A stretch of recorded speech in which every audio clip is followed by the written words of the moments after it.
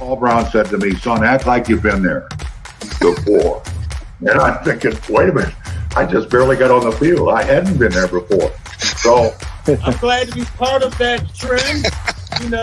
Sun's out, guns out. How about Isaac Curtis on one side, Charlie Joyner on the other side? A lot of quarterbacks were very envious that I had those two weapons to throw to. But now, wait a minute. Is it fair that Pat McAnally is still the sexiest guy on our team? Is that?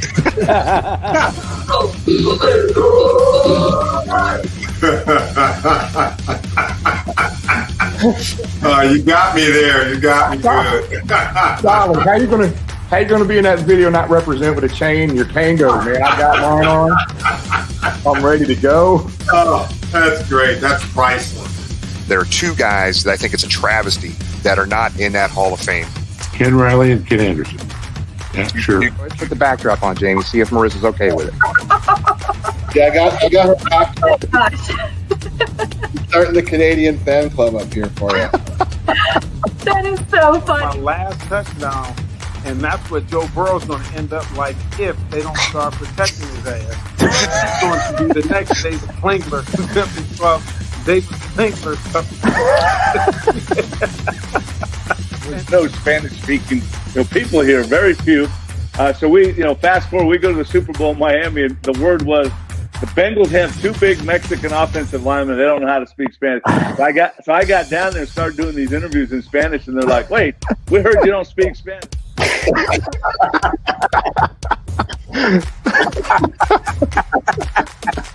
What's going on, fellas? What's going on? But I got on the plane one day in an all red Suge Knight suit. And boy, Joe Walters and the linemen, they destroyed me. I thought for sure I was so clean. I had some gaiters on, all red suit on. I was Suge Knight. They roasted me. The head coach was the pain in the butt. The Jerry Glenn, he thought he was. If you didn't know who he was, he walked out there like he owned his state. And I always say, if I could get a chance to hit him on the sideline, I would. I'm tackling your ass, Pete. I'm shoestring low on you. But I got to tell you, you would have been stepped on, son. You would have had cleats everywhere. Well, I'm proud to be a Bengal. Yes, I'm proud to be a Bengal. Again, I got nothing from you guys. Welcome, everybody, to another edition of Talking Football with Bengal Jim and Friends. And, guys, I know it wasn't a great week down at Paul Brown Stadium this past Sunday. Great tailgate, but the magic number, guys, is 3, Tom. What do you think? Magic number 3 gets us to 10, right? Three does get us to 10. That gets us a wild card, but I think as frustrating as Sunday was in so many respects, we can, look for the big ring. We can look for the division crown. There's no reason why we can't get to it. We've got Baltimore coming in here. There's no reason why we can't beat them twice and sweep them twice. We just need to heal up, not turn the ball over, and protect Joe Burrow. Yeah, I'm just excited Jamie's back. I'll blame last week's loss on Jamie being missing. Missing MIA. We got 49ers, Broncos, Ravens, Chiefs, Browns. Yep. That's the rest of the schedule. Yeah. Well, I think three gets us in, 4 gets us a home playoff game. We will see. Drew from Cincy Jungle is going to be here around 8:30 with us. Of the 5 games left, he has a path that he's going to show us how to get to the playoffs here, guys. And you know what happens? You get to the playoffs, anything can happen, guys. So I want to do a couple quick shout outs here, guys. We want to shout out to Grandma's Pizza. Literally, there was 25 what they call Big Mama pizzas. It was almost 1,000 pieces of pizza at the tailgate, on top of all the other food we had, and it was gone. We had another huge crowd at the tailgate, but I appreciate and want to say thank you to Caleb, who's part of the tailgate fam down there, kind of hooking us up with Grandma's Pizza, which is, I think, more of a east side of Cincinnati. I think they might have an location or two in even northern Kentucky, but pretty damn good pizza. And 25 giant pizzas went pretty fast too. So there was not a crumb left. James, did you even get a piece, James? I did. I was over. I got to get my corner piece. Corner piece. I had to elbow Hannah's sister out of the way to get it and dig down for the pepperoni. So So I got it. Also got a lot of compliments on the bologna from Jungle Joe. Jungle Joe. Thank you to him for bringing that. And then towards the end, Tom and I were over there when we were talking to Sarah, who's going to be on the show a little bit, and Caleb, the aforementioned, who hooked us up with Grandma's, was cleaning up some of those pans, and there was literally not a drop of food in any of those pans. So good job, everybody. You guys cough it down, and that's what it's there for. And I think the 16 lots beer was flowing, and we finished that. Flowing at the end, they ran out. That's what I mean. So we did. There was nothing left, and the fans went into the stadium full and thirsty, and hopefully we'll have a little better result this Sunday. We're going to have a much better result. Our favorite Canucks coming to town. He's undefeated on the year. He's 1-0 in his visits to Paul Brown Stadium. So did I hear if we lose, it's your fault. Wagyu burgers? Wagyu? Yeah. Yeah. So just for Jamie, we reached out to actually Mike, the GM down at Jack Brown's Beer and Burgers down and Over the Rhine. Wagyu burgers. And I'm telling you guys, if you've never had these burgers, they're amazing. So Mike and his staff down there are going to actually come down and grill their Wagyu burgers out down at the tailgate. Over 200 burgers they're going to be grilling out for us, fresh, right there at the tailgate. Just because Jamie's coming down, they're going to take care of it. I have some friends coming down for the first time, and I told them how the tailgate works. You make a donation and help yourself to food and drink. So we have our loonies and toonies ready to come down and make those donations. So there you go. I was just going to say those are outlawed. If you come up to Canada one of these days, you'll have some money. Speaking of that, we're going to drop a subtle hint. We may be broadcasting our first show from abroad coming up after the first of the year. So stay tuned for details. Another Bengal first. But I guess speaking of Bengal first, before we talk about the game, we want to talk about the first that was debuted Sunday, courtesy of Beer Fest Craig. Oh yeah. Pop it up. All right, let's go. So here are just a few pictures here. Let me find one of them here. Hold on. Let's find the better one here. All right. So James, talk about this. What Craig did here. So a lot of people know, friend of the show, and an integral part of the tailgate. Our buddy from Cincy Beer Fest, Craig Johnson, had this idea to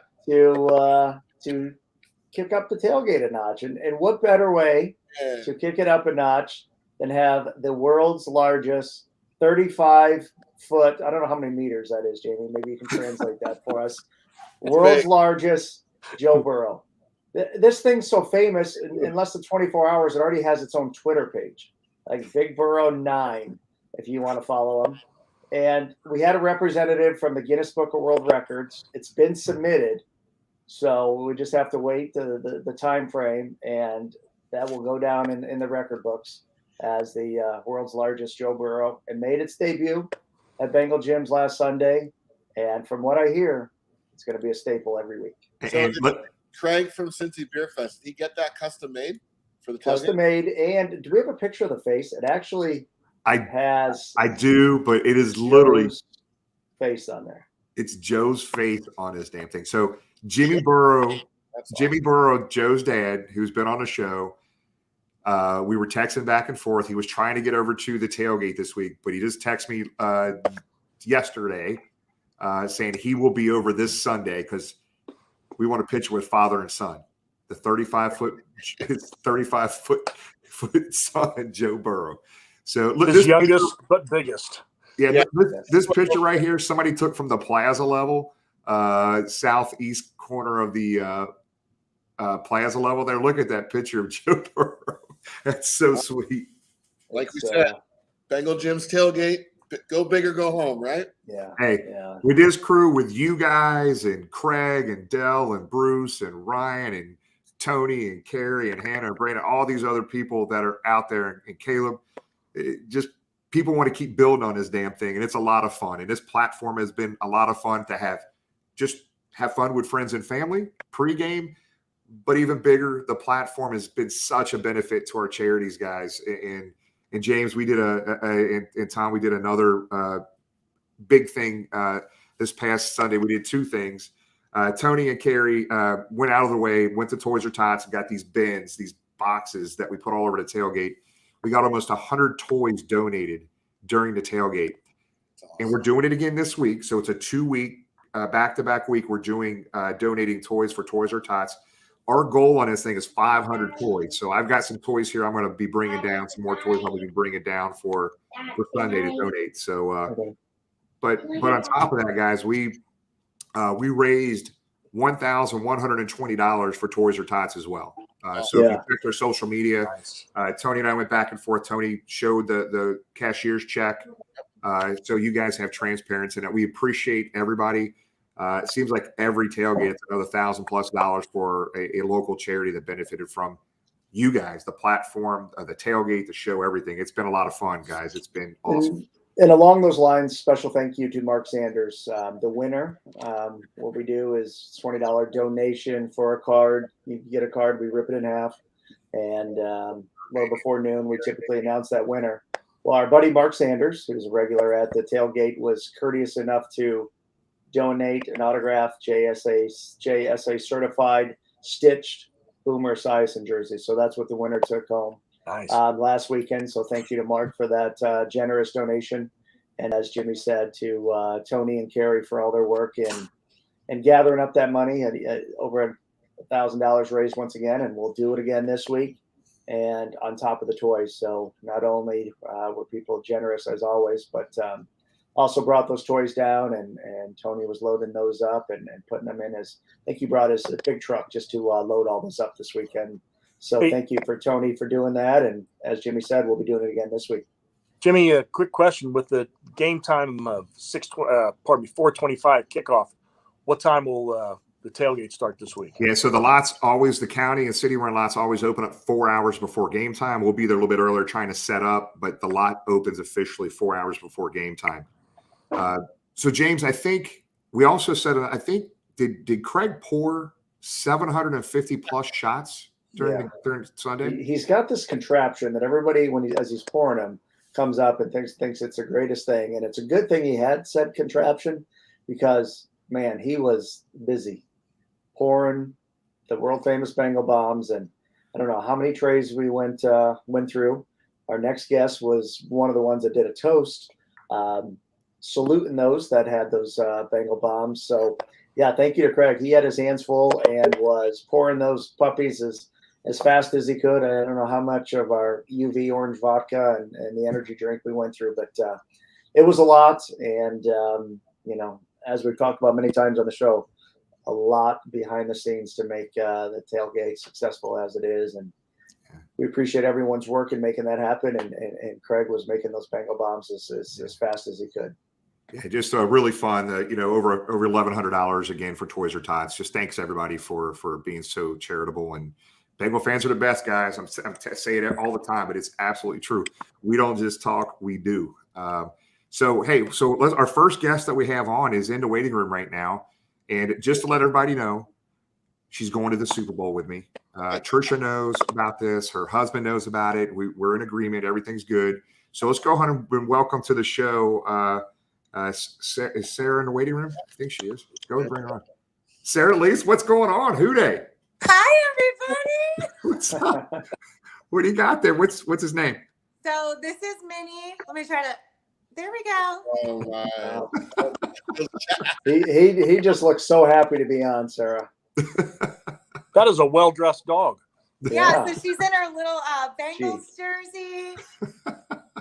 And we're sipping on some Bengals juice. Oh, good Lord. We got Sarah hooked on Bengal bombs now. It's crazy. Yeah, it's like a Bengal bomb minus the bomb. Okay. So Sarah, tell us about, first of all, we want to thank you for coming down to the tailgate. The toast was awesome. We appreciate you being part of it, but just give us your experience. What do you think? What do you think about the crazy tailgate? It just wasn't a bunch of dudes sitting around in lounge chairs drinking beers, was it? Yeah, it's not like anything I'd ever experienced before, but honestly, thank you guys because like I said in my speech, it was one of the coolest things as a Bengals fan that I ever got to be a part of. The crowd made me feel so welcome And everyone was just so nice to me. And I really appreciated all the enthusiasm because I'm an enthusiastic person.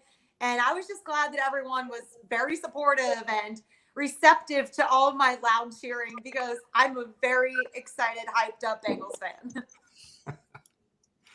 What did Jimmy said? You know, you didn't know what to expect coming down there. So it certainly is a different experience. So for those that haven't had the opportunity to come and hang out with us, You gotta go. How do you describe it? How would you describe it to them? Oh my gosh, the energy is incredible. I mean, it's a sea of orange and black. And I mean, everyone is just so excited for the game. And there's food and booze everywhere. And everyone's taking pictures and shouting "Hoo Day" and playing games. I mean, it was a blast. I want to go every single Sunday now. You're more than welcome. Hey, so if you do come down, Sarah, so Jamie on the screen here is from Canada, so he'll be coming down to a second game this year. So you'll have to introduce yourself to Jamie. So Bring the dog. The dog's adorable. Yeah, can I bring my dog to 100%. 100%. We're dog friendly. Well, we can tell Sarah. Sarah's not aware. What about the couple from Japan that bring their dog and then have a dog sitter? You can fill her in on that. They have doggy day. They bring their dog down to every tailgate, and they have a doggy daycare. They drop their dog off and then go to the game after the tailgate. So. Oh my gosh, can I be in charge of the doggy daycare? There you go. There's a new aspect for us. Doggy daycare at Bengal Jim. Get a suite. I love it. I wish that they did like so the Cyclones do a Pups and Pups night, and then the Reds do a Bark in the Park night. Now we got to get the Bengals on board to do something. Yep, that would be fun. That would be fun. Yes. What would we call that? I was just thinking of the name. I'm trying to think. You can't say the red zone, dog zone. I don't. You can't say Bengals bites or something like that. Yeah, they can't be like the dog pound because that's ground beef. Yeah, that's right. It can definitely not be that. All right, what's go ahead, James. What's the buzz around 700 WLW with our Bengals right now, Sarah? Well, as you know, it's me, Mo, Lance, Seg, Cloney, like all the people that love talking sports. I mean, everyone's pretty positive, but it is tough watching them lose. Overall, though, I would say, everyone's excited with how they're doing, but it is a very close race in our division right now. Things are a little too cozy, so we're trying to stay optimistic, but I mean, overall, I would say the buzz is overall pretty positive right now. Our hopes are still high. Yep. Well, Sarah, it was the first time Sarah had ever attended a tailgate with us, but it was also, Sarah, if you can see this picture, you got your picture taken in front of the 35-foot Joe Burrow inflatable there. So that was a first as well. Can I say how awkward that is, though? I was talking to my buddy John today from Kiss 107, who, Jim, you were on with us that day. Yes. And I told John, I was like, okay, I was really excited to get a picture with this giant inflatable. But then I go back in my camera roll and I'm like, oh, I'm right underneath his crotch. That's cute. I wasn't gonna say anything, but that's the first thing I noticed. I still had to post it though. I'm like, this is a historic inflatable. Yeah. The world's you can largest reshoot guest. it this week. Yeah. Too late. That picture's out, Sarah. Sorry, it's viral now. It's going viral. It's already out there. Like Bengal Jim has retweeted it. Like now the world has seen it. There's no going back. Good question, Sarah? Yeah, Sarah. Anybody that listens to you, doing the news, which, like we talked the other day, seems like you're on nonstop. But you're a big fan of the city. You have a lot of enthusiasm for the city, and a big Bengals fan. How did you start? Your love of the Bengals and the team? Was it as small child or? Yeah, it's awesome that you asked that because I'm born and raised in Cincinnati. I'm a Fairfield grad. Then I went to Miami grad as well.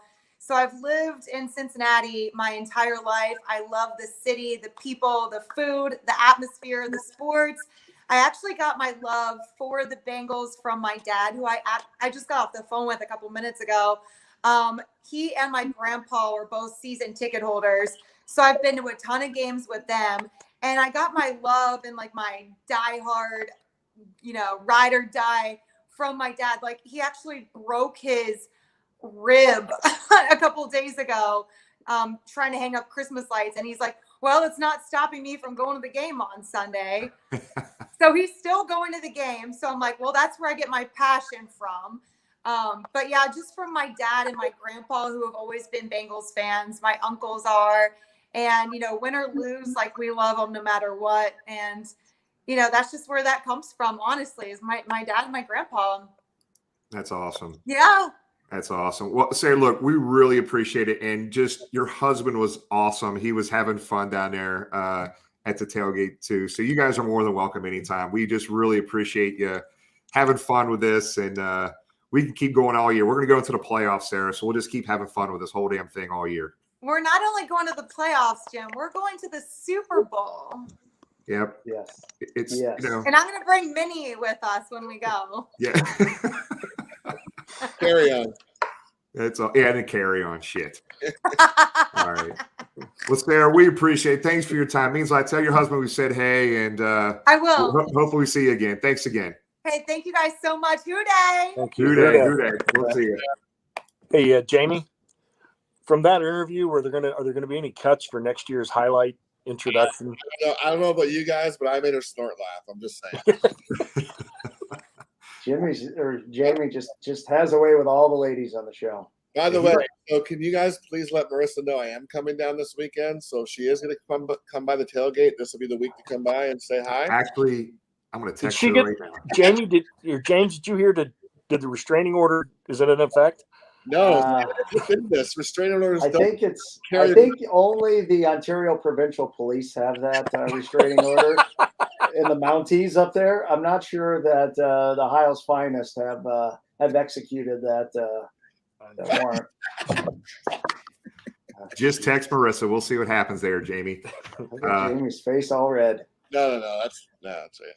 Hey, so let's keep rolling here, guys. So a couple of the things. It was really cool. Sarah really had a good time down there. It was fun. We were all having fun with her and her husband. They were great to have down there. So, guys, hey, viewers, right now, there are tickets available for this week, guys. So the weather looks outstanding. Looks like 50 degrees, no rain Sunday. Get a ticket. If you're out of town, you can't show up, buy a ticket, give them to somebody locally. Let's get this stadium packed, guys. So tickets are still available. Again, the best thing to do is to go to call the Bengals, 513-621-TDTD. The tickets, no fees. There's tickets available. You'll save tons on the fees. If you ever go to the third-party ticket vendor, second party, you're going to pay a boatload of money in fees. You know, I have a funny story about that, but before I lose this comment, because I don't want to lose this, but Samuel says, should we bring mayonnaise for Jamie's burger? Yes. Wait, you put mayonnaise on your burger? Dude, yes, you guys don't? No. I can make a comment on this, but we're on a show. I'll tell you off air. I'll tell you guys something. No, just talking about the tickets. So obviously coming in from Canada, we are season ticket holders. We got season tickets. The reason we got season tickets is we went down. My second game, I think I went down to. I bought off of StubHub, and we were sitting in. It was like a Miami game Thursday night. It was a primetime game, and we're sitting beside a really nice gentleman and his wife. We got talking to them. They were season ticket holders for like 10, 15 years. And I asked, how much are season tickets? The guy told me. I'm like, that's almost the price we paid for our 2 tickets to come to this game. Like, it's ridiculous how much the third-party vendors charge. Yeah. So always, box office, Bengals.com. Hey, we're going to have this new classification. Anybody who puts mayonnaise on their hamburger just can't. I don't know. Tyler just threw himself under the bus. Damn it, Tyler. My man. Tyler and I are going to get a photo together with our mayo burgers. Gross. Sick. No. A couple other quick things. Guys, this week, every year since 1993, this tailgate started, we do an orange Christmas tree. So it's not very complicated. I go out to a tree place and I buy a live tree and I put 4 cans of orange spray paint on the damn tree. That tree will be up. When you're done drinking your cans of beer, the ornaments, those are the ornaments. So you've got to fill it up. I'll post some pictures on social media this week. But this is not only our Toys for Tots toy day, but it is also our Orange Christmas Tree game as well, which is an annual event. So a lot of fun with that. It is. if no matter what platform you're watching us on right now, Twitter, Facebook, or YouTube, we are giving away a Von Bell JSA certified autograph jersey. So in order to be eligible for that drawing, we're going to do the drawing on December 21st, which is our Christmas special, right, James? I think the 21st is the right date. Yes, that is correct. Yep. So we're going to do the drawing on the 21st. In order to be eligible, you have to do two things. You have to go to our YouTube channel and subscribe. And once you subscribe, under the video that's there talking about the giveaway, you just go to the video and make a comment under it and just say Who Day. There are hundreds of people who have already kind of made comments on it. We're just trying to get our viewership up on YouTube. We got some big plans for next year, guys, and you're going to want to make sure you're subscribing to our YouTube channel. So subscribe, go underneath the video, and put Who Day, and do those two things get you entered for that jersey, that autographed jersey. So really cool stuff. I'll post a link to that right now in the links here, so you can make it pretty easy for you. But yeah, go in. There's, if anybody's watching the first time, I think we actually had somebody comment in the section there off to the side. It's their first time watching. If you miss a show, something comes up, kids have basketball on Tuesday night, go back. Any of these shows are archived. You can go back and watch them anytime. And sorry, I just got an echo. You're good. Okay. We're good. Okay. You're good. All right, so guys, we've been trying and experimenting with a couple new things here, and we come up with an idea. Us on the screen and our guy Big Sam. We've got to figure out how to fold Sam into this damn show. So Sam filled in for Jamie last week, but let's go ahead and bring Big Sam on here, guys. Sam, what's going on, big dog? Let's go, guys. What's up? How we doing? Good, brother. So tell our viewers what we're talking about doing. Move forward here, Sam. All right. So what this comes down to is we want to hear your guys' opinion. So if you're down at the tailgate this weekend, I'm going to be going around asking questions and making sure that you guys get a voice. The viewers and the listeners get a voice on the show. So I'll be rattling off questions. You can say whatever you want. You can get involved in the show. And I think it's going to be a really great opportunity for us moving forward. So if you see me down at the tailgate this week, I'll be there bright and early, bright-eyed, bushy-tailed, maybe a little hungover after a couple great tasting Les Philly Miller Lights on Saturday night in the Crosstown Shootout. But other than that, we'll be there, and we'd love to hear what you guys have to say. So, Sam, they can't miss you. Just tell them, how tall are you? I'm 6'8", 6'9" on a Sunday in Cincinnati, Ohio, when the Bengals are playing. See. A monster of a man, some would say. Drank a lot of 1% milk growing up. So we're going to have some fun with this, guys. So all of our viewers, he'll probably try to take a roll with this at the tailgate this week, but we might even have segments where we just go bar hopping with Sam, and we're going to video Sam interviewing people, just asking the craziest damn questions around town. And we'll put those clips together as well. So let's have fun for it. Make sure you're looking for Sam this week at the tailgate. Yeah, for sure. And it definitely can be a huge thing for this show. And I'm very, very excited to get it rocking and rolling, especially such a big, crucial Sunday for the playoff push for the Cincinnati Bengals. So let's get it rocking and rolling for sure. All right, Sam, before we let you go, brother, let's give us a prediction real quick. We get back on track this week with a dub. What do we do this week? Well, Jimmy, I tweeted today. It's just plain and simple. You just got to beat the 49ers. You got to beat the 49ers. You can't be looking far down the road. You can't be thinking about Denver. You can't be thinking about the Ravens. You got to be focused on the 49ers. Now, this is where the team needs to mature. We've seen them go on these little runs. Now they actually have to go and win 3 games straight. I really think that, but it starts on Sunday. You got to take care of the little things. Too many turnovers on Sunday. You can't come back down 24 in this league. It's just almost impossible unless you're maybe Tom Brady. And they almost had the opportunity to do it. Got to limit turnovers. Got to make things happen. Got to stop the run and George Kittle. But I think this is where the Bengals really evolve. They take that next step. They mature as a football team. I think Joey Burrow has seen, hey, I got to stop turning the ball over so much. I got to start making a little bit smarter decisions on the football field. I think we really see that come into fruition this week. I think the Bengals win. I think it's 35-17, to be honest with you. I think if you can limit the run, get pressure on Jimmy G, Deebo Samuel might be out. That could be huge. I really think this Bengals team, if they don't beat themselves, they're one of the best teams in the National Football League. So I'm excited to see how they do it against a very well-coached 49er team. We got you, brother. We'll take a 35-17 win all day, big dog. Absolutely. And then that magic win number goes to 2, baby. The magic number is 2.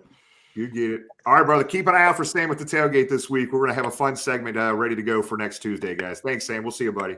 Hey, no problem. Who day? Go X. Thanks, Sam. Go X. Crosstown shootout on Saturday. Oh, my God. All right, guys. Peace out. See you, buddy. So we're gonna have a lot of fun with that, guys. I mean, we're gonna. That guy's got energy. Oh, dude, I love him, man. He's such a good dude, man. He's got a good Pops too. I love Pops too. He's a good guy. But Sam brings some energy, and he is a comedian. And let me tell you, it's good. We're gonna have a lot of fun with this. We're gonna keep building on this damn thing with Sam. He filled in for me last week. I feel like I need to be more energetic now. Yeah. Dude, Step up the game, Jamie. Hey, he's still in the waiting room watching this shit, Jamie. He's the softest basketball player, 6'8", 6'9" I've ever freaking seen, man. I literally posted him up. I mean, it was bad. I felt bad. Yeah, I was just about to say, let me back in on this. This slander from Bengals Jim, Colerane's finest. Oh my goodness gracious! I asked Bengal Jim a couple weeks ago at the tailgate, "Where's the basketball hoop?" All he ever talks about is him cooking me up on the post. He never shows up with the hoop. When are we going to get that? When are we going to get that video content, Bengal Jim? Put his ass back on. Damn it. Sorry. Hey, one of my favorite movies, White Men Can't Jump. All right, let's move on. All right. Hey, so special guest. Hey, look, I'm really looking forward. Drew Garrison covers the Bengals for Cincy Jungle, and just an absolute great follow on social media, Twitter specifically. And I'm excited to have Drew on the show. Drew, Drew in the waiting room right now, right? Drew, what's going on, big dog? How you doing? How you guys feeling tonight, man? I'm doing good. Damn good, and I love the hat, brother. I love that hat, that old school hat. Man, I picked it up on Sunday from just like a street vendor. It's just the old Leaping Tiger logo with Joe Burrow on it. The green bill on the bottom is what really got me. That really set it apart for me. So I had to pick that up. Easy $20. There you go, brother. There you go. So before we get going, Drew, tell everybody right now about you're a brand new father here. You got a 5-month-old little cutie named Aubrey, right? Yes, sir. So she's 5. Did I say 5 months? Is that right? Yeah, she was 5 months back on the 24th, so she'll be 6 months on Christmas Eve this month. Well, congrats, Daddy. We love it, man. I love seeing that picture. And everybody that's watching right now, one of the promos for the show that we did, we actually used a picture of Drew and Aubrey in our promo. So it was very cool to see that, buddy. Had her decked she was a lot smaller. Bengal gear. Yeah, she was a lot smaller than she was actually still in the hospital. She spent 3 months in the hospital after she was born. She was born very early, so we had to put it on her. And actually, I was at the game Sunday. My buddy gave me a ticket, so my girlfriend was home, and she didn't have her Bengals jersey on when the game started. She's been very successful with her Bengals jersey on, and like we couldn't find it. It got lost in laundry. We just moved into a new house, so it's been kind of a mess. So she took one of my jerseys out of the closet and put it on Aubrey while she was laying there watching the game, and then the comeback started. So we really thought that was the key, because the two keys for us this year have been Aubrey in her Bengals jersey and me driving the Bengals van. So it was weird how the game changed when she put it on there, but man, she's awesome. She's got a couple little jerseys and bows, all that good stuff. We dress her up every Sunday. Drew, I noticed you got a really cool hat collection there, but is that a Welcome to the Jungle T. Higgins helmet behind you? Yeah, so as I said, I just bought this house, moved in. I don't have all my stuff. I got signed jerseys, I got Boomer Esiason and autographed pictures, all kinds of stuff. I haven't got up yet. I just got the Blake Wall, so I threw this on the table. But yeah, T. Higgins, Welcome to the Jungle, Beckett certified. Nice. One of my favorite pieces. Yeah, so I've got like a signed Munoz jersey, Chad Johnson, Icky Woods. I got a bunch of them. I just haven't put them on the wall yet. So awesome. Hopefully, next time I come on, I'll have a much cooler backdrop. All right. Well, guys, let's as our viewers are watching right now, get your questions ready. Throw them in the chat area. We're gonna get Drew some of your questions here in a little bit. But Tom, go ahead and kick us off here, man. We got a lot of stuff to talk about, and I can't wait, Drew. Before we get off the show tonight, he's got the path to the playoffs laid out for us, guys. He's going to talk about it. But Tom, get us going. Well, we'll hit at that a little bit, Drew. With the games remaining, everybody made a big deal about our brutal schedule, which it is very tough going down to the end. But looking today, and I'd never really studied it hard, the Ravens are, it's an absolute blender for them going in. The Steelers are like, they're like Dracula. You can't completely kill them. They're only a half a game back. And, the Browns are, lurking. I guess we'll find out more about them Sunday. When they play the Ravens, I know in that game, when those two play, I always root for the Meteor headed for the stadium. But what games do you see us having to have, not just to win the wild card, but to win the division? Do you think that's, as difficult as some are making it out to be? It's not an easy schedule by any stretch of the imagination, but the way that I was thinking about it is, Sunday hurt. It hurt to lose that game, but when I really start to look at it, you had the ugly Jets loss, you had the blowout to Cleveland. They all sting. Sunday against the Chargers stung, but there hasn't been that killer loss. Now, we had a really good bye week with things going the way we needed to. I had my tongue burnt as I rooted for Pittsburgh Sunday night when I got home and caught the end of that game after the game. That went in our favor. So there hasn't been the killer loss. And that's the thing that keeps jumping out to me is, as bad as they can sting, we're right there in it. Everything's right in front of us. And I was kind of talking on Twitter the other day. We're all, and I am too, prisoners of the moment at times. That loss stings. It hurts. The comeback was so much fun and then falling short and the fumble and all that stuff. So we become prisoners of the moment and the sky can be falling on Twitter. And I'm just as guilty of that as anybody. But then when the dust settles, you wake up Monday morning, you start looking around, you're like, okay, we're right in it. I've got three wins to get in, 4 to win the division. So it's all right there. Now the game that we must have, it starts Sunday. It's the next game. It's the Niners. We got to beat the Niners. We got to keep pace. That's the absolute biggest one for me. And like you guys had said earlier, let's not look forward to the week after, going to Denver. Let's not look forward to the end of the season matchup with Cleveland. Let's not look forward to, the juggernaut that is Patrick Mahomes coming into town in a couple of weeks. And that's a big, big focus that I think the team has to have, and I think that they will have. So the biggest one is going to be Sunday, and unfortunately, I'm not going to be able to make it down. But as you guys were talking about tickets, man, I hope you guys pack it out. I've been going to Bengals games for a long time. I had my own season tickets for a while, and one of the most fun things I noticed about Sunday was even when at the lowest, in that first half when it was just bad, I felt something in the crowd that I haven't felt there in a long time. Everybody around me, at least, I was in 118. Everybody believed that we were still in that thing because number 9 was playing quarterback.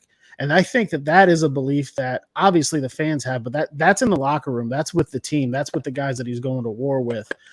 So it's just a different feel. I think in years past, and this isn't a slight at Andy or anything, but the Andy Dalton, Marvin Lewis era, a lot of times they would have just folded in that first half and it would have just been ugly. It would have been time to leave at halftime. So that's some of the fun that I noticed in the stadium, even when it was just ugly. There was just this feel like, okay, we got 9, we're in this thing, and we almost got there. So looking at it, 3 wins get you in. I think 4 gets you the division. The path is there, and it starts Sunday. Yeah, I'm with you, buddy. Let's talk about our opponent Sunday, Drew. Kyle Shanahan comes in. They gave up a bunch to get Jimmy Garoppolo, second-round pick, I believe, from the 49ers. He took them to a Super Bowl. They invested heavily in Trey Lance this year. We saw a little bit of Trey Lance. He's been injured. Jimmy's back at the helm. But if you look at that 49ers team, I'm looking at their schedule right now. We had several common opponents this year. We both lost to the Packers. We both beat the Lions. They beat the Bears. We lost to the Bears. They beat the Jags. They beat the Vikings. We mirror them on that. One of the best players, George Kittle, was a little banged up, has had a strong couple weeks. We know they have the other Bosa defender playing defensive end. What do you expect from the San Francisco team as they roll into PBS this week?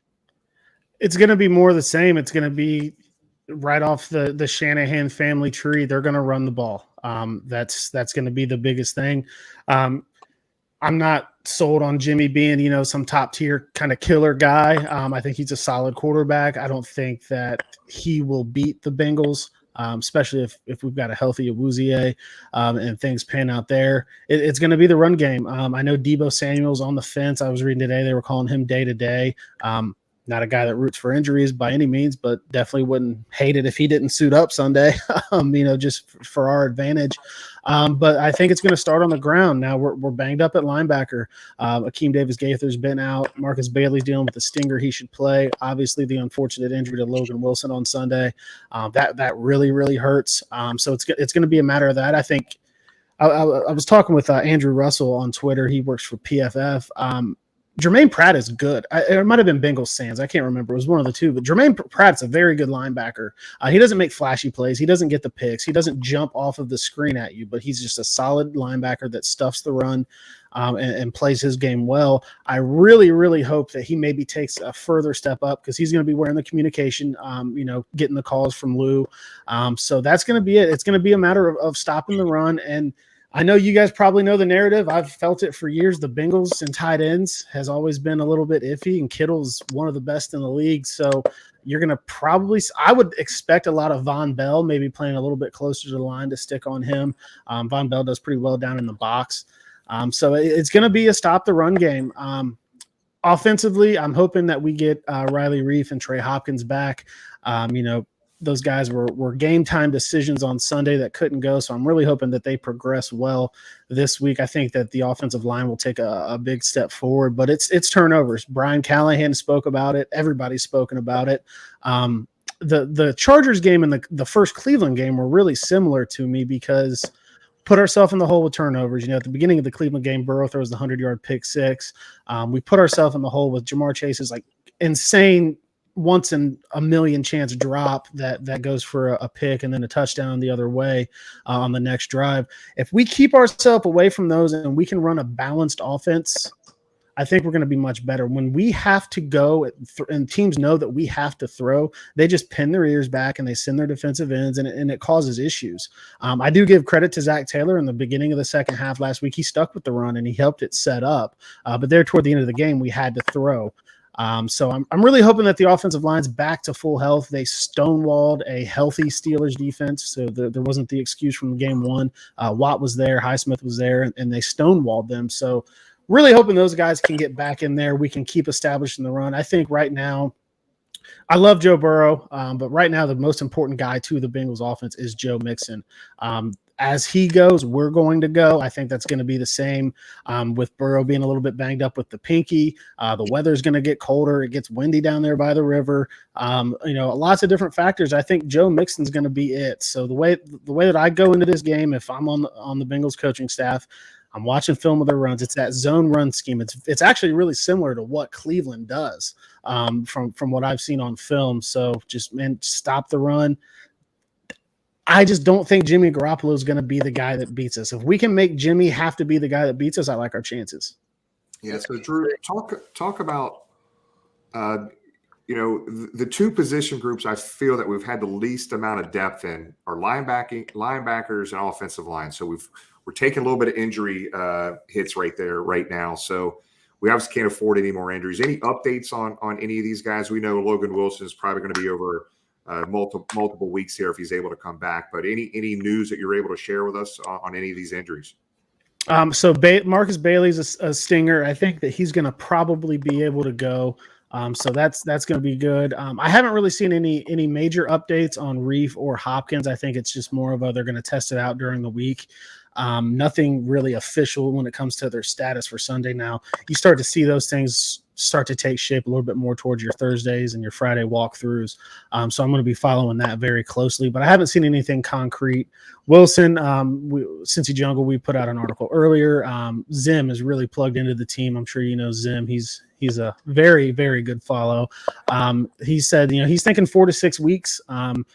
Tweets have come out from, the verified sources that he's out multiple weeks. I think he's probably going to try to put a harness on it and play through. And people say, well, Baker Mayfield's doing it. It's much different for a linebacker than it is a quarterback on his non-throwing shoulder. So there's a stark contrast there. Other than that, Awuzie is day-to-day with the foot, but they said after the game that he seemed pretty fine. T was a little bit banged up. He said in his post-game presser, nothing a little ice can't fix, so I think he'll be fine. Perrine went down a little bit. He ended up coming back into the game, so I think he's okay. So offensively, we're going to be all right from a health standpoint if those two guys can go. Defensively, there's just nobody on the roster that's going to replace Logan Wilson. I specifically watched Joe Bachie during the game Sunday, and he played well in relief of Wilson. But at the same time, he's not going to give you Logan Wilson for a whole game. He can play solid, and I certainly hope that he does. But we're going to need a big Jermaine Pratt game. I think we're going to need a big DJ Reader game. I think DJ Reader is probably the most important piece up front this week, just because they are such a heavy run first team.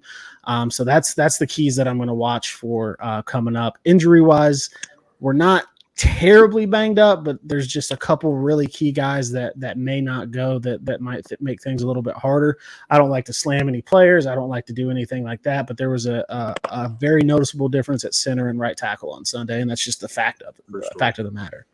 That was the weakest link for sure. Drew, Tony's asking here, 22 yards for Mixon to get to 1,000. What's your prediction for total yards for Mixon this year? Tony the Tiger, man, he is awesome. I think that guy is so cool, man. He is dedicated. 22 to get him to 1,000. He's definitely going to get there. I think if the Bengals are going to be successful and they're going to get the 3-4 wins that they need to get in the playoffs or win the division, you're going to be looking at Mixon. He's probably going to have to be somewhere close to the 1,600 yard mark. I think that is the recipe for success. So he's going to have to put in, a little over 500-600 more yards over the course of 4 games. And, that's definitely in his wheelhouse. That's definitely something that he can do. We've seen him have 140, 160 yard games this year. So from my point of view, with the Bengals being successful, I'm going to assume they're going to be successful and make the runs they need to run. Look for Mixon to be up around 1,500-1,600 when the season ends. Oh, wow. I'll take that all day, Drew. Hell yeah. We're going to need it, man. I just the fact of the matter, we're going to need it. Now, Burrow's pinky, I know he was in pain. It was very apparent, but, man, he was still making some really good throws with it. So I'm hoping, a week of limited practice keeps it in it. I'm a big Joey B fan. I just think Joey B's better when the defense is guessing and doesn't know that he has to drop back and throw it. And that's for 90% of the quarterbacks in the league. Did you guys at the game know Burrow's pinky was injured? Because I was watching the game on TV. I was texting you guys, but was it known in the stadium that he was playing hurt? No, I wouldn't have known unless you text, Jamie. Yeah, I had a guy in noticed Canada text me. Yeah, I wouldn't have known if I wouldn't have went to Twitter.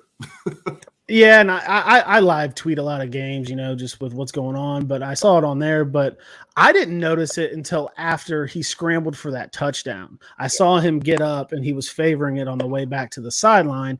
I wasn't aware that it happened on the that first sack fumble. I had no idea. But then I saw him favoring it after he dove into the end zone. And then from where I was sitting, I was kind of in the corner by the visitors tunnel. I could see him kind of warming up on the sideline, trying to throw and clear discomfort. I posted a video on Twitter. Actually, I got of him trying to put a glove on, and it was just like so much pain. He just threw the glove and said, "To hell with it." He made that shovel pass. He made it with his left hand. Yeah.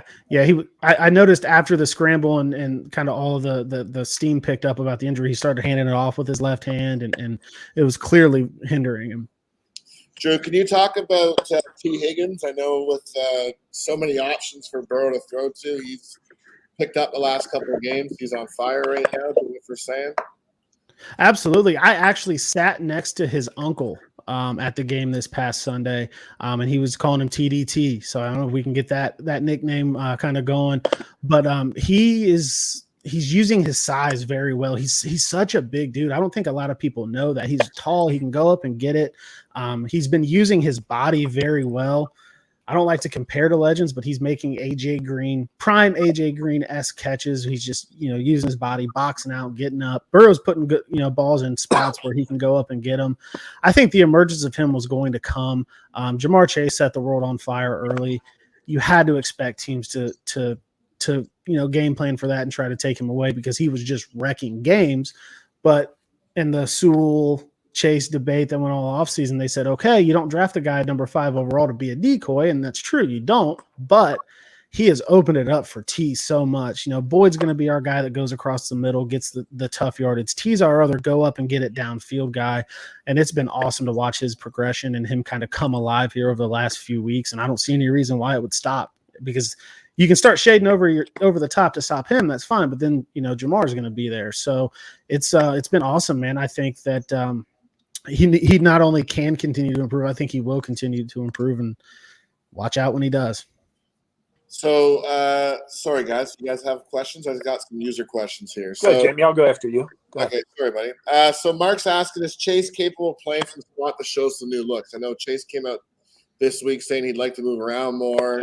It seemed like Taylor kind of shot that down a little bit, which is kind of awkward. But what do you think about that? I didn't like the shooting down of it because I think it's a good idea. I think move him around, get him in space. I think that he can play from the slot. Absolutely. I think he can play from any position, from a wide receiver standpoint. I think he's that talented. We saw him take the short route 80 some yards to the house against Baltimore. We saw him do it in college. He's got that sort of prime Odell Beckham-esque ability to take that 5-yard slant and take it, 60 yards. So I think that he can, and I personally think that he should. I wasn't a big fan of Zach kind of shutting it down that quickly. I think that they're gonna game plan for him on the outside. Let's move him around inside. Let's get him on a linebacker. Let's get him on a safety. Let's get him on a nickel corner or a slot corner that maybe isn't used to taking on a guy that can do some of the things that he can. So I definitely think that he can, and hopefully the offense evolves and he does. Yeah, what I like Sunday was Tyler Boyd showing back up again. People forget that he's there, and he's just been such a dependable guy in the slot to get the ball to. So, Tom, go ahead. Now, Drew, you mentioned earlier, coming up this week, two Bengal nemesis for their defense historically has been, a team that can powerfully run the ball, which the 49ers have developed the last 6 weeks, and a team with a kick-butt top-tier tight end. And there's nobody better in the game today than George Kittle. Do you see them doing anything different? Von Bell is having a great year, and he's a heck of a safety, but coverage may not be his forte. Is this week maybe where, they've been getting Trey Flowers? They talked about, picking him up more as a safety or the guy to try and shut down a tight end. And how do you see our line going up against their offensive line and continuing to get pressure on quarterbacks? Well, Trent Williams is one of the best, and he's paid handsomely. So, they're going to have their hands full over there on the left side of the offensive line. When it comes to covering Kittle, I think the injuries to linebacker are going to force Lou Anarumo to experiment with things more. As solid as Badgie was in short relief duty, I don't want him out there running around with George Kittle all day. I think that's when you experiment. Do you maybe bring Von Bell up, play him as a linebacker in that hybrid linebacker position that we've seen people do and him do well at? And then do you put a Ricardo Allen back at safety back there with Bates to keep things downfield covered? Do you bring in a Trey Flowers to play a little bit more of that inside shade, guard the seam routes and things like that? But I think that my first instinct would be to bring Von Bell up because of the year that he's had, like you said. I think we're going to see something different. I think a lot of it's going to be out of necessity, but I think a lot of it could be because we haven't played a tight end like him yet this year. So I think you're going to need a quicker guy down there, a faster guy that can stay on him rather than, even Logan Wilson's not a burner by any means. Pratt's not super fast. So I think you're going to need somebody a little bit quicker of the safety build to play up in the box. That's what I would like to see. And looking at, I don't know what other choice Lou really has right now. Good point. So, Drew, let's talk a little bit about the turnovers. A little bit of concern there with the turnovers. I think we're -2 right now on the season. And, Joe Mix is not a fumbler, right? So he had a bad fumble this week. But talk about the turnovers. Are these things fixable? Just get your opinion on that. I heard there was an announcer's curse with Mixon in the fumble. I wasn't watching the game on TV, obviously, so I don't know. But I think I saw on Twitter they had just talked about how he doesn't fumble, and then he fumbles. That's the way it always seems. Brian Callahan didn't mince any words. He said that it's too much. There's too many turnovers across the board. Now with Burrow, we're going to have to own some picks. He's a gunslinger. He's going to make throws that he thinks he can hit, and sometimes they're not going to go his way. But I have been championing recently. There's so much data, right? Turnover-worthy plays and all of these analytics that have worked themselves into the game. That drop by Jamar Chase, there's got to be a way to not charge that to Burrow's record. That ball was money. That was a great throw. I mean, Burrow couldn't have done anything differently on that play or anything better on that play. But the 100-yard pick sixes, they got to stop. The red zone picks, I think that's a big thing for me. I'm going to live with picks from Joe. That's fine. I get it. He's going to take his shots. He's a gunslinger. That's cool. I love the guy. I'll take it. There's a lot of guys like that have had a lot of success. But in the red zone is something I think he really needs to focus on. You're leaving points on the board, even if it's 3, even if you don't get in and you have to settle for a field goal. That third down play, don't try to force it. You know, I know a lot of people hated watching Andy Dalton throw the ball away on 3rd and 8 or whatever the case may be. But if you're in the red zone, you're within 55 yards with Money Mac's leg. Just throw the thing out of bounds, man. Live to fight another day. Take your 3 points and don't give any momentum pushing back the other way. I don't see any issues with Joe Mixon fumbling. I don't think it's going to turn into a head thing with him. I think it was a crazy play. He was switching the ball from, his inside hand to his outside hand.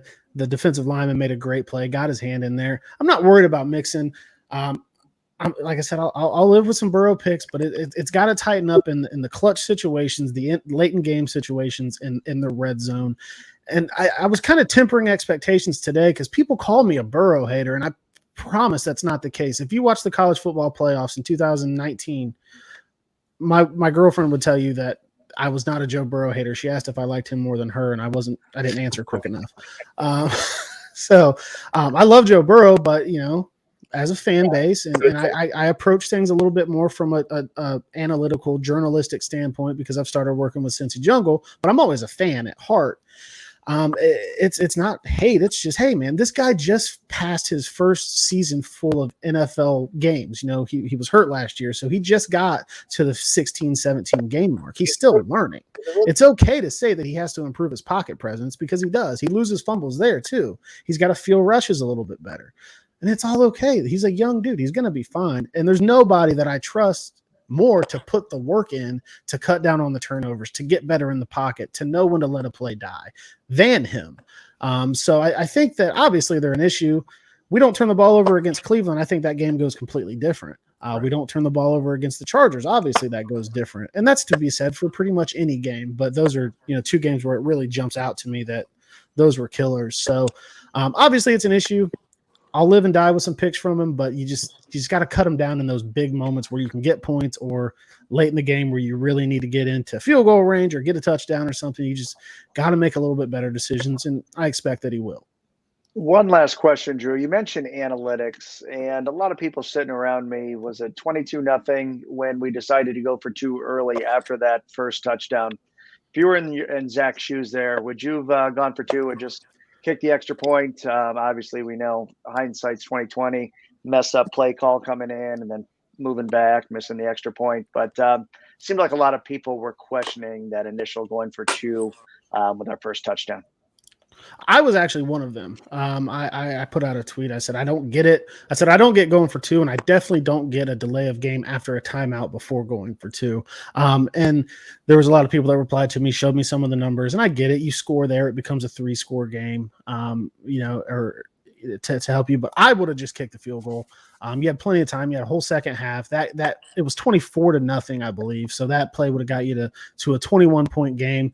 Still a 3-score game. I see both sides. I've been pretty blatant with the fact that I like numbers to an extent, but I'm not an analytics guy. I'm a feel of the football game guy. I can see the thought process behind going for it. There's a little extra juice that you get when you convert a 2-point conversion. So I could see that. I personally would have just kicked it though. Because, you waste a timeout. Obviously it's late in the half. It's not a huge deal, but then you move back 5 yards, the kick's thrown off. And then now you're in a little bit more of a, dire situation. So I would personally just kicked it, but I can see the rationale behind going for it too, in the position that the team was in.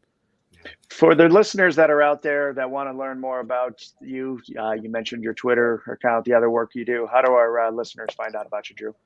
Yeah, so I'm on Twitter and Instagram at Drew_LRT. We've done a podcast kind of off and on, me and a buddy. He's actually a Browns fan. We have some fun with it. I've been moving. He works kind of weird hours in the winter, so we haven't done a ton of that. But Twitter, man, I'm on Twitter a lot. I work from home, so I have a lot of free time to scroll and put out opinions and stuff like that. CincyJungle.com is where the articles that I'll write will get published. A lot of great guys on the team there, a lot of great insight to follow. I can't even name them all. Anybody you see associated with Cincy Jungle is going to be a good follow if you're a Bengals fan. So definitely something cool to check out. Pass to the playoffs real quick. I know that the time's about up, but I'm looking at the schedule. Got to beat the Niners. Yes. You've got to go to Denver, and I don't think people are taking the Denver game seriously enough. I've seen a lot of we'll roll Denver. It is tough to go to Denver in December. And then we've got Baltimore, not looking great. I think we can beat them again. Kansas City, we're going to have to be perfect. I know that they had a rough start. Mahomes was throwing some picks himself, but we're going to have to play a perfect ball game. That's the one that really, really worries me. And I then remember last Cleveland game we played against Kansas City. Yeah. Yeah. And then Cleveland to close the year out. It's going to be interesting to see what they do off the bye. They've had a chance to get healthy, and can't take that game lightly because they had a couple bad games here and there, but you can't take that game lightly because of what they did to us the last time. So 3 gets you in, 4 gets you a home playoff game, and I promise if there is a home playoff game, I will be at the tailgate. I stopped by the tailgate on my way in last week, and I always think that Jim's too busy for me to kind of sway through the crowd of people to come say what's up. He signed I will some make light sure autographs. next time. He is a celebrity, but he will take time. Stop. Oh, he definitely will. I watched him do it with everybody. I got to start coming earlier. That's what I need to do. Well, Drew, hey, thanks for being with us. I do want to ask one more question. I want to get this in. I think a player in our defense has underperformed well below what we thought he would is Jesse Bates. Just in closing, talk a little bit about Jesse and what's going on there. We got to get his head right, man. We got to get him back. I banged the drum all offseason. Best safety in the league. Pay him. Give him a big check. Keep him. I love Jesse Bates, man. He's been awesome. I don't know what it is this year. Is he distracted by the contract situation? He says that he's not, but then he's made a couple comments and pressers here and there throughout the year that make you think like, where's his head at? Sunday was really rough, man. He got mossed by Guyton for the touchdown, and then right after gave up the 2-point conversion reception to a quarterback. That one just stung. He had a pretty rough day against the Packers. That's one that stuck out to me. I don't know what it is. He's not out of position a lot. I watched the film afterwards, after they put it out on NFL Game Pass, and he doesn't look out of position a lot. He's not making the play that you would expect him to make when he's around the ball. He's giving up the catch by a few inches rather than getting the pick by a few inches or knocking the ball down by a few inches. I don't know what it is. I trust the guy's ability. I trust, the body of work that he's laid out. He's right now maybe hurting himself in contract negotiations, but right. I think that's another key though. If we're going to get into the playoffs and we're going to have that playoff success and get that playoff win that we're all dying for, I think Bates is going to have to play big too, especially when you have a quarterback like a Patrick Mahomes.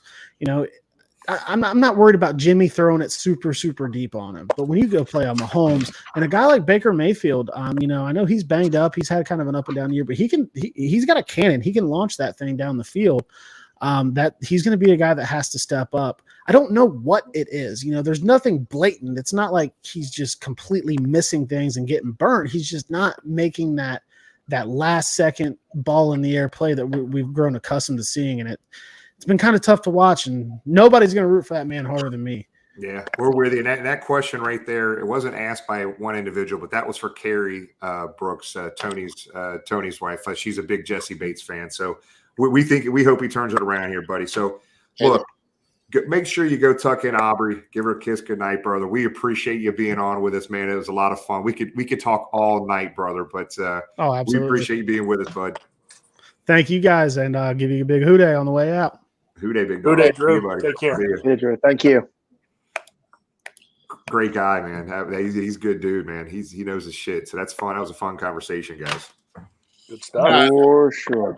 I love Cincy Jungle. I was just reading while Drew was talking. He was a huge fan of Cincy Jungle for many years, and actually just joined in July 2021 as a contributor. So that's cool. That's cool. He's good. He's a great follow. If anybody is watching right now, if you're on Twitter specifically, if you're not following, make sure you follow Drew at Drew_LRT. Good guy, knows his shit, has a lot of fun doing it too. So you'll see that pretty clearly if you follow him. So guys, let's go ahead and close this thing out here. We're not too far over the time frame. So I guess let's go ahead and start. James, where do you want to start at? Well, it was announced today. Sam Hubbard was the Man of the Year nominee. Yep. So kudos to Sam. We know our hometown hero here and Ohio State grad. Did I just say Ohio? Did I even mention that? But yes, I did mention Ohio State grad. But no, serious. No, kudos to him. Well deserving. And I believe go on social media and vote for him. And he's eligible for, I believe, $25,000 towards a charity. So be sure to do that. I'm sure we've shared that on our social media. This week, remember, 4:00 kickoff. Would we say gates open at what time, Jim? for the tailgate? I think 12 or 12:20, something like that. So plan on being there early. Come watch Jamie putting mayonnaise on a hamburger, which will be fun. Remember, it's Christmas tree, Toys for Tots. As always, thank you to Tony and Carrie for all their hard work that they do and in the donation department. And looking forward to it. We'll forget about last week. This is a new week. Let's get the win. And if the weather is anywhere comparable to last week, looking forward to. Can't believe it's December watching football and warm weather before I leave for Syracuse plays at 9. That is correct, against Villanova in the Garden tonight. So that's where I'm headed next to cheer them on. Tom? Echoing what James said, I'm just going to add to it again. If you're on social media, reach out to Hall of Fame voters. Pretty soon, in a couple weeks, they'll be eliminating going from 26 to 10 for the next Hall of Fame class. Willie Anderson is right now in it. Willie Anderson deserves to be in the Hall of Fame next August. So please reach out, anything you do on social media to keep the buzz going for Willie Anderson. In terms of Sunday, you can make a difference. If you got a friend that's been saying, I got to get down to the game this year, get them down. This is a special group. This is a special team. It's growing, going the right ways. We saw some of those growing pains Sunday. We got the pain of the growing pains last Sunday. But you can make a difference. Get in there, get Paul Brown Stadium full, and make it loud. So, and unlike Jimmy, I don't think the weather gods are going to cooperate with me, but I would like it cold. I would like it raining. I would like, the locusts and invade the tailgate to go in Paul Brown Stadium and make life miserable for the 49ers. But it's a big game, and it's going to be an exciting month. I think it's really everything we were optimistically hoping for, and now it's here. We got to fight through it and get to the playoffs. Jamie? I love that look up, man. That was great. So, yeah, I'm excited to come down this week. It's going to be great. Unfortunately, I'm bringing a couple 49ers fans down with me, so I need a win because it's a long drive home with you guys chirping me. I'm bringing some Pepper's beer down for your boy, Jimmy. I don't know if you guys ever watched the show Letterkenny, Canadian show, apparently pretty popular in the States. They got their own beer, so I'm bringing them down for your son. Do you have to sneak it across the border? I'll declare it just because I'm a Canadian. I play it safe. I'll pay the fee. I'm gonna bring some. What about the tragically hip wine, Jamie? Tragically hip wine. Yeah, who wants the bottle of wine? You do, right? Yeah, tragically hip wine. Yeah. Okay, so I was going to introduce maple syrup. All right. So I'm glad Craig is on because a few of my friends saw that we were at his house last time, his cigar and bourbon room. They want to come and visit. So Craig, I'll swap some maple syrup for a visit. Appreciate that. Okay, so I was going to introduce a new segment tonight. I didn't clear it with you guys. I'm sorry, and I forgot. But I'm going to do my game ball segment. I have a couple. I want to give a game ball out every week. So sorry, Jimmy, I didn't clear it with you, but is it a game ball or a hockey puck? What are you giving out? It's pretend it's a game ball. So I got 2 game balls this week. My first game ball goes to Trey Hendrickson, 11.5 sacks. When we picked him up, a lot of people said, pundits, not Bengals fans, a lot of pundits said flash in the pan. We overpaid a guy who had one good season. This guy's a freaking beast. 11.5 sacks. Just Trey Hendrickson. So that's my first game ball. My second game ball, and I'm sorry I don't have a ball here. I meant to, but I'm stuck at work tonight. It's a virtual ball. We had an event tonight. Yeah, so pick a ball. If you follow Canadian stuff right now, we have the Bieber balls up here right now. What did you say? The donut. Tim Hortons doing a Bieber ball. Thank you. There we go. Here's a ball. What is it called again, Jamie? Yeah, it's the Bieber ball. It's the Tim Hortons. It's so stupid. Justin Bieber. Thank God it's after 9 o'clock. Dude, I know. I'm sorry. My second game ball goes to. Is this a Bieber ball or a game ball? My second game ball goes to none other than the head coach of the Baltimore Ravens, John Harbaugh. Thank you for going for it for 2 points to win the game when you have probably the best field goal kicker in the world on your team. Everybody knows takes the points. Go to Justin Tucker in overtime. But thank you for going for 2, giving the Steelers the win, and keeping our hopes alive for taking the AFC North. So that is the Jamie's game ball segment without the ball. That's awesome. That is awesome. See you this Sunday. It'll be fun. Did Dalton spell it right? Is it Beaver Ball? No, Bieber, like Justin Bieber. I kid you Okay. not. We have Bieber balls.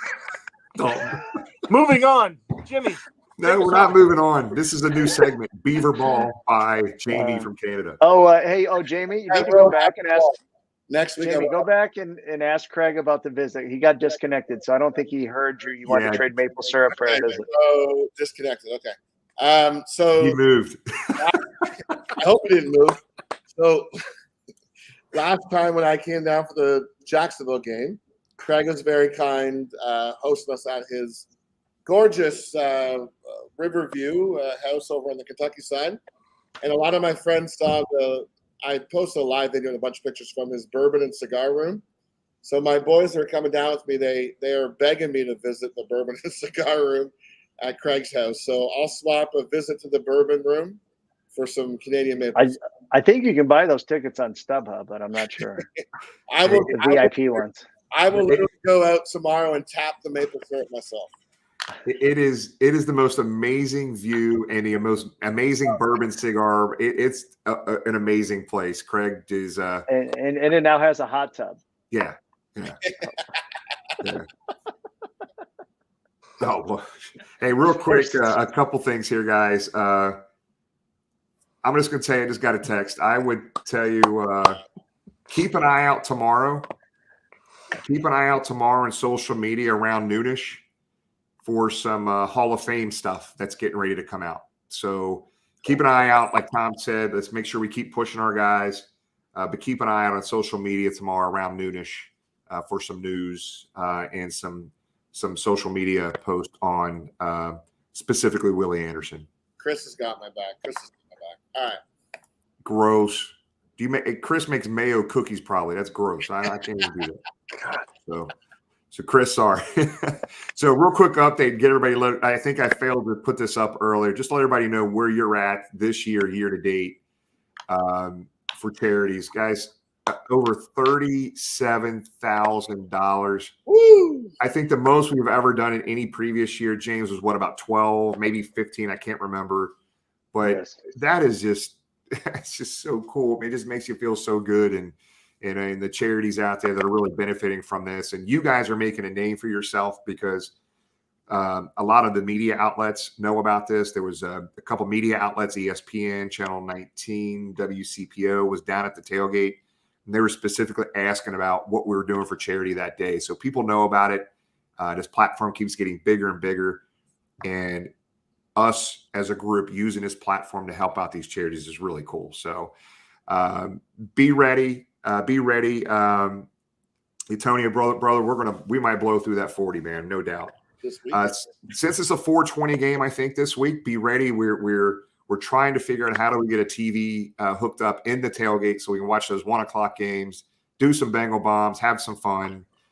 So we look forward to seeing everybody. I cannot wait for this week. Get it going here.